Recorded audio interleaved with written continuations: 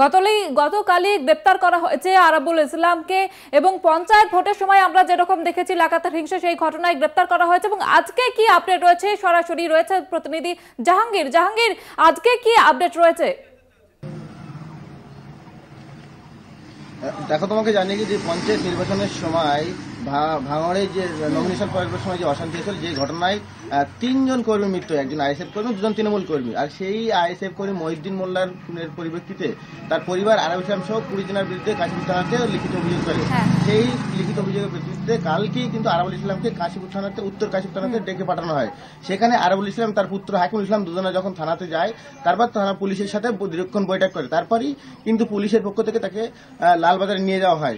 কাল রাতেই কিন্তু লালবাজার থানায় তাকে নিয়ে যায়। আর এই ঘটনার পরিপ্রেক্ষিতে তৃণমূল কংগ্রেসের নেতৃত্বের মধ্যে যথেষ্ট সৃষ্টি হয়েছে এবং এই ঘটনার সঙ্গে কোন রকমের তৃণমূল যোগ সহযোগ নেই বলে তৃণমূল কংগ্রেস নেতৃত্বের দাবি। তবে আজকে যেটা জানা যাচ্ছে যে আজকেই কিন্তু বারাইপুর কোর্টে আরাবুল ইসলামকে তোলা হবে। তবে কবে জামিন হবে, ঠিক কি নিয়ে এইসব সমস্যা হচ্ছে। তবে পঞ্চায়েত ভোটের সামনে লোকসভা ভোট, সেই লোকসভা ভোটের জাহাঙ্গীর, তুমি এই খবরের দিকে নজর রাখো। আপাতত ধন্যবাদ তোমাকে।